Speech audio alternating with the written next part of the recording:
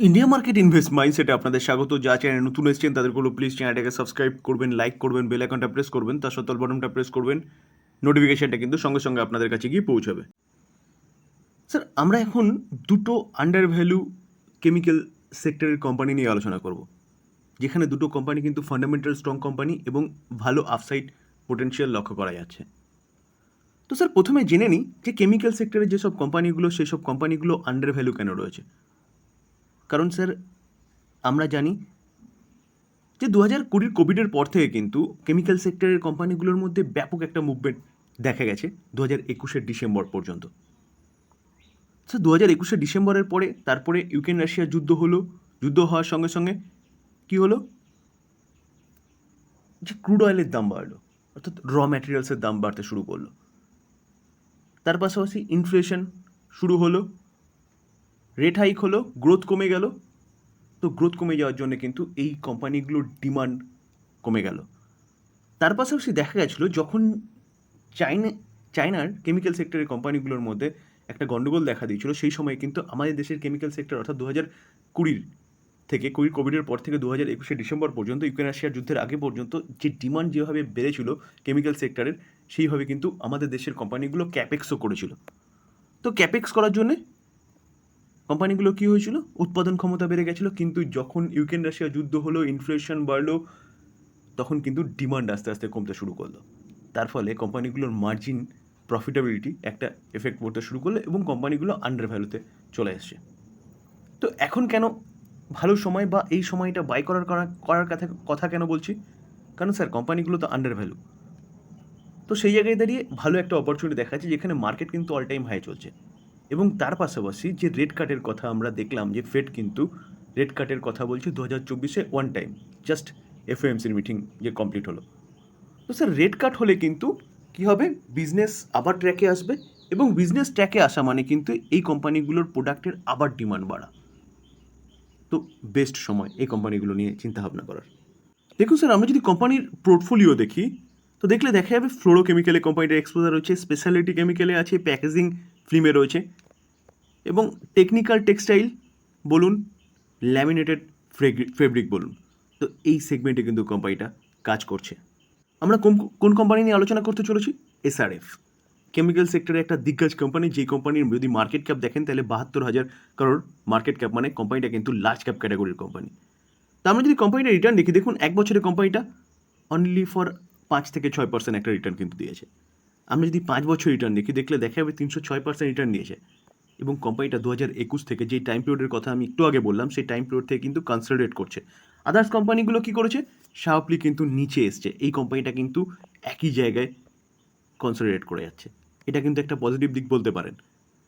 কারণ কোম্পানিটা নিচে আসেনি, কারণ কোম্পানির বিজনেসে দম আছে।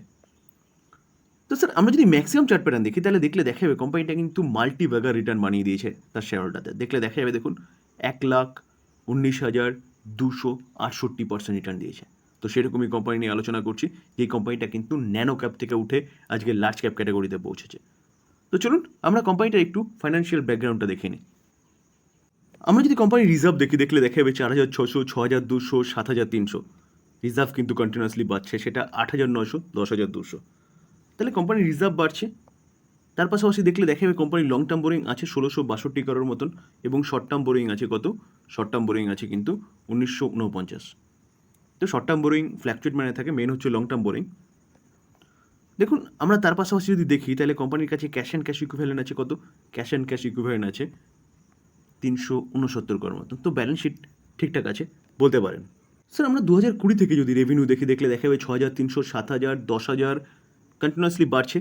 তারপরে দেখুন 23-এ 12,000, 24-এ কমে গেছে। তো যেটা একটু আগে বলছিলাম, যে কোম্পানিগুলো ক্যাপেক্স করেছে ডিমান্ড বাড়ছিল বলে। তো এখন কিন্তু ডিমান্ড, যখন ইনফ্লেশন বলুন, গ্রোথ বিদেশে কমে যাওয়া, বিদেশ মিন্স ইউএসএ বলুন বা ইউকে বলুন বা ইউরোপ কান্ট্রিগুলো বলুন, সেখান থেকে কিন্তু ডিমান্ডটা এই কোম্পানি, আমাদের দেশের কেমিক্যাল সেক্টরের কোম্পানিগুলোর আসে। তো সেখানে যখন স্লো চলে এসছে ইকোনমি, তো তার ফলে কিন্তু ডিমান্ড কমে গেছে। তো রেট কাট যে শোনা যাচ্ছে, যে রেট কাট হলে কিন্তু সেখানে গ্রোথ আবার ফিরে আসবে, আর গ্রোথ ফিরে আসলে এই কোম্পানিগুলোর কিন্তু প্রোডাক্টের আবার ডিমান্ড বাড়বে।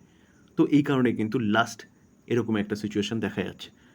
তো আমরা যদি প্রফিট দেখি, দেখুন প্রফিট দেখলে দেখা যাবে profit for the period company 2020 থেকে যথেষ্ট ভালো করছিল, 974, 925, 1507, 1507টা, 2000, 2000টা 1300। আমরা যদি শেয়ার হোল্ডিং প্যাটার্ন দেখি তাহলে প্রোমোটার কত 50% স্টেক হোল্ড করছে, দেখুন এফআইএস 19.1% স্টেক হোল্ড করছে, ডিআইএস 16% স্টেক হোল্ড করছে, ডিআইএস কিন্তু কন্টিনিউয়াসলি স্টেক বাড়াচ্ছে। কেন বাড়াচ্ছে দেখুন, তার পাশাপাশি যদি দেখা যায় তাহলে পাবলিকের স্টেক কমছে। কেন কমছে sir? DIS, domestic institution investor সেসব কোম্পানিগুলোতেই যায় যেসব কোম্পানিগুলো কিন্তু ভালো আপসাইড পোটেনশিয়াল দেখানোর মতন ক্ষমতা রাখে। তো এই কোম্পানিটাও কিন্তু তার মধ্যে অন্যতম বলতে পারেন। দেখুন মিউচুয়াল ফান্ড কতটা স্টেক হোল্ড করছে, 8.38%, 30টা মিউচুয়াল ফান্ড। কেন রয়েছে এতটা মিউচুয়াল ফান্ড? দেখুন 3.94% স্টেক হোল্ড, 97% স্টেক হোল্ড করছে কি কোটাক, এবং মিরর অ্যাসেট কিন্তু 1.5%-এর কাছাকাছি স্টেক হোল্ড করছে। Foreign portfolio investor 18.66% stake hold করছে, যেখানে 501টা ফরেন পোর্টফোলিও ইনভেস্টার রয়েছে, যেখানে গভর্নমেন্ট পেনশন ফান্ডও কিন্তু রয়েছে 1.64%। ইন্স্যুরেন্স কোম্পানি রয়েছে 6.22%, দেখুন এলআইসি রয়েছে 3.12% এবং এনএসপি ট্রাস্ট রয়েছে কত 1.07%। তো স্যার আন্ডার ভ্যালু স্টক, এই কোম্পানি কিন্তু আপনি চিন্তাভাবনা করতে পারেন লং টার্ম ইনভেস্টমেন্টের জন্য, যেখানে কোম্পানিটা ভালো, সামনে কিন্তু ভালো দিন আসছে। দেখুন পিআই ইন্ডাস্ট্রি কেমিক্যাল সেক্টরের আরেকটা কোম্পানি, যে কোম্পানিটা কিন্তু 3736 চলছে। আমরা যদি এই কোম্পানিটাও দেখুন 1 বছরে কোম্পানিটা প্রায় 2%-এর কাছাকাছি কিন্তু নেগেটিভ রিটার্ন দিয়েছে। আমরা যদি 5 বছর রিটার্ন দেখলে দেখা যাবে কোম্পানিটা 212% রিটার্ন দিয়েছে, যেখানে এই কোম্পানিটাও কিন্তু একই টাইম পিরিয়ড থেকে নিচে নেমেছে, নেমে আবার কিন্তু ওপরের দিকে আস্তে আস্তে মুভমেন্ট দেখাচ্ছে।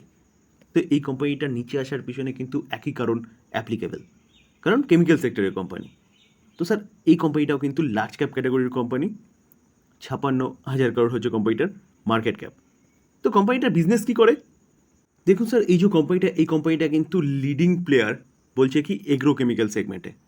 তো স্যার এগ্রো কেমিক্যাল সেগমেন্টে কিন্তু এই কোম্পানিটা কাজ করে, যেটা কিন্তু এই কোম্পানিটার কাজটাকে, বা বলতে পারেন এই কোম্পানিটার প্রোডাক্টটার ডিমান্ডটাকে অনেকটাই বাড়িয়ে দেয়। কেন বলছি স্যার?